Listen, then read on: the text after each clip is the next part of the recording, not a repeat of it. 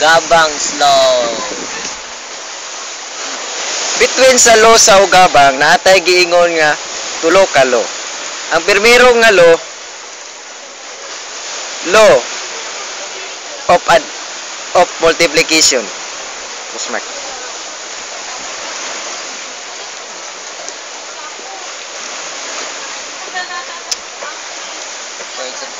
For example, ito kitong kanina.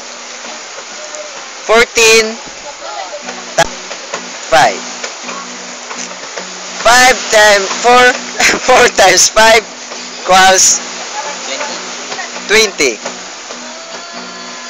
5 times 1 equals 5 plus 2 equals 70. This 70 is wrong.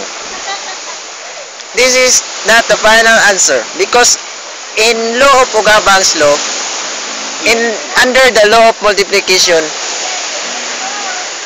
14 times 5, 4 times 5 equals 20. 5 times 1 equals 5. Then we have to add these two numbers, and 5 plus 0 equals 5 and 2, bring down lang ito. So ang answer naman ay 25. Ito 70, wrong to. Ito ang answer, 25. Tapos na tayo sa multiplications law. At ngayon pupunta naman tayo sa ikalawang law. The law of addition.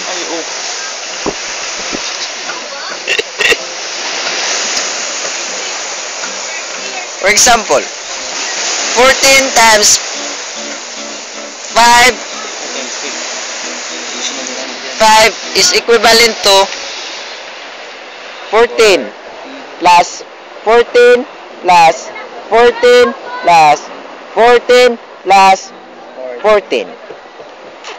In law of addition, we have to add this all, and we can get the final answer 25. Tanaw lang mo sa ako kung yun sa nako. 14 plus 14 plus 14 plus 14. Now, we should add these 5 14ths. See, 4 plus 4 equals 8. Plus 4 equals 12. Plus 4 equals 16. Plus 4 equals 20. 21, 22, 23, 24, 25. That's under the law of addition. Ito bang yung plus nimo? Ito yung plus. Plus. Checking. Area. Before in checking, we should have. I will show to you how to solve this kind of law of addition.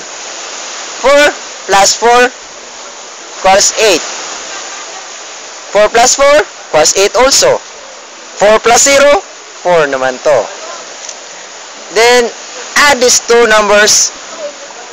8 times 8 plus 8 equals 16. And these two numbers, 16 plus 4 equals 20. 20, then we have to carry this 20 into the upper portion of ones.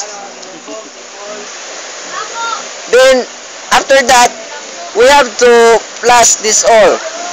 So, 20 plus 1, 21. Plus 2, 22. Plus 3, 23. Plus 4, 24. Plus 5, 25. So, we can get the 25 answers. We are done in the second law of addition. Now we are done in the law of addition, and now we go into the law in the third law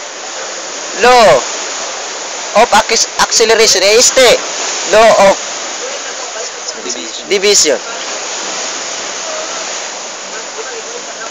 This law is the hottest